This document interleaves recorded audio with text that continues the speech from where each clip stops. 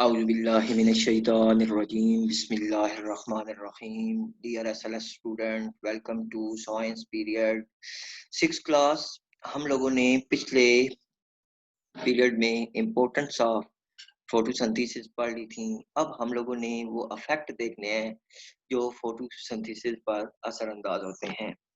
तो यहाँ पे बेटा affect of different factor on photosynthesis कहता है जी light, temperature, carbon dioxide, water and chlorophyll are necessary factor of photosynthesis.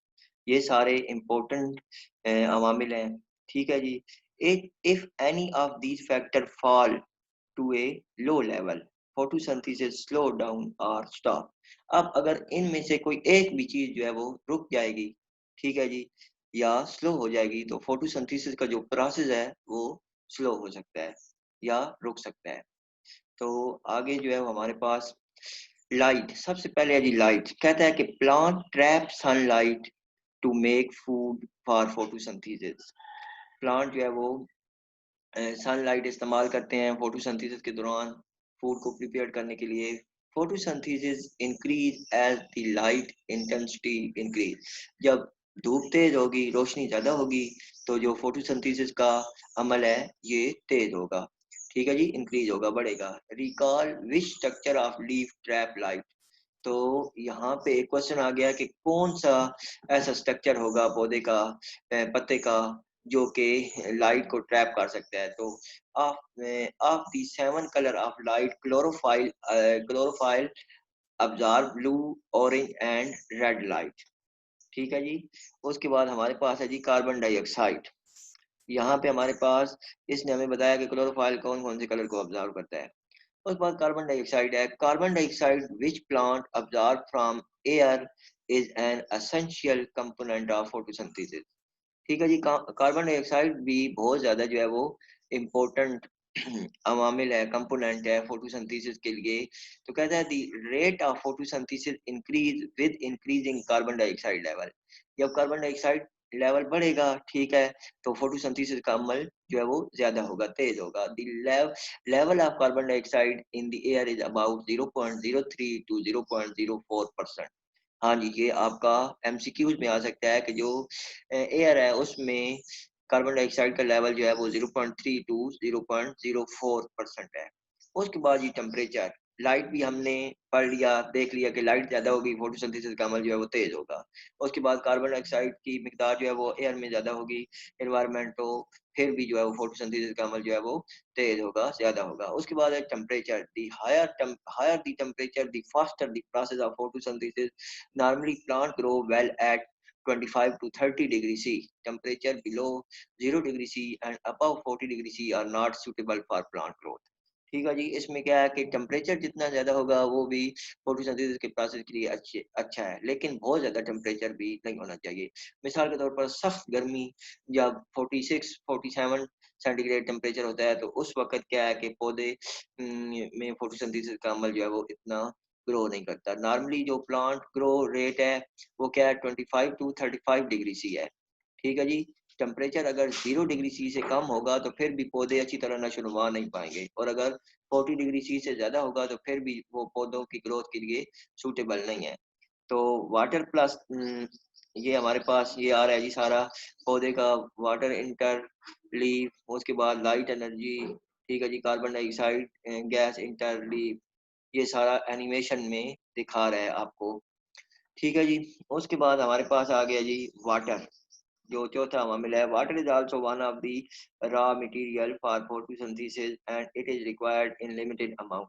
Water की भी, पानी की भी जरूरत होती है फोटोसिंथेसिस के लिए, लेकिन इसकी एक खास लिमिटेड मतलब महदूद जो है वो अमाउंट की जरूरत होती है। बहुत ज्यादा पानी भी पौधों को जो है वो नुकसानदेह होता है।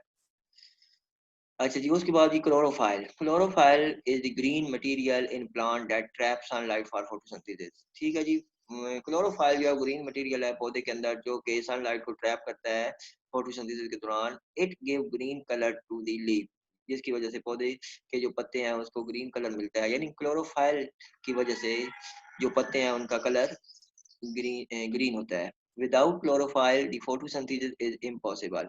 अब अगर क्लोरोफाइल नहीं होगा तो फोटोसिंथेसिस जो है वो होगी नहीं सिरे से। ठीक है जी, तो ये 5 इंपॉर्टेंट चीजें थी, इंपॉर्टेंट फैक्टर थे। उसके बाद हमारे पास है plant are the world are some time called the lungs to the natures. ठीक है जी, they produce oxygen and decrease carbon dioxide in the air. ठीक है जी, प्लांट हमारे लिए बहुत ज़्यादा इंपॉर्टेंट है, ये हमारे लिए ऑक्सीजन जो है वो प्रोड्यूस करते हैं और कार्बन डाइऑक्साइड को कम करते हैं। अब अगर कार्बन डाइऑक्साइड की मिकदार भी ज़्यादा हो जाए तो वो हमारे लिए नुकसानदेह है। ठीक है, और ऑक्सीजन तो इंसानों के लिए बहुत ज़्यादा ही ज़रूरी है। तो पौधों की अहमियत यहाँ पे वाज़ह हो रही है। आगे उसके बाद है जी, structure of leaf is well suited for to photosynthesis. कौन सा ऐसा स्ट्रक्चर है जो पौधे में फोटोसिंथेसिस को जो है वो तेज करता है, बढ़ाता है। Mostly photosynthesis occur in green leaf because there structure is suitable for this process. अच्छा जी, सब पौधों में फोटोसिंथेसिस जो है वो सूटेबल होगी, अच्छी होगी। ठीक है जी। उसके बाद most leave have a flat blade to absorb maximum light. तो फ्लैट सरफेस जो जो पत्ते होते हैं उन वो जो है वो ज़्यादा जो है वो फोटोसिंथेसिस का अमल मैक्सिमम लाइट को जो है वो जज़्ब करते हैं, अब्जॉर्ब करते हैं और फोटोसिंथेसिस बढ़ती है। Leave are thin so carbon dioxide and light can reach to inner cell easily. अगर पत्ते जो है वो थिन होंगे तो उनकी अंदरूनी हिस्सों तक कार्बन डाइऑक्साइड और लाइट आसानी से पहुंच सकेगी और फोटोसिंथेसिस का अमल अच्छा होगा। Leave have larger number of stomata in the lower epidermis. Carbon dioxide can inter and oxygen and water vapour leave through the stomata. ठीक है जी, अगर पत्ते में जो है वो स्टोमेटा ज्यादा है, ठीक है, स्टोमेटा की तादाद ज्यादा है तो फिर भी जो है वो फोटोसिंथेसिस का अमल जो है वो ज्यादा होगा। ठीक है, तो ये जो हम पढ़ रहे हैं ये फोटोसिंथेसिस के पत्तों को कैसा होना चाहिए जिससे फोटोसिंथेसिस का अमल बढ़ता है।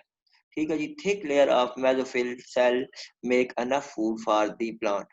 ठीक है जी, अब मेसोफिल की जो थिक लेयर होती है उसमें ज्यादा से ज्यादा जो फूड है वो जज़ब हो सकता है। Vascular bundle in the leaf spread it vein in the network to carry water to photosynthesis cell and glucose away from them.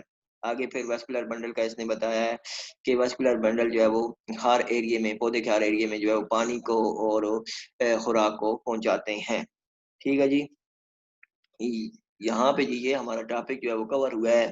ठीक है, ये फिर एनिमेशन आ गई है, एनिमेशन से आप लोगों को ज़्यादा अच्छे तरीके से समझ आएगा।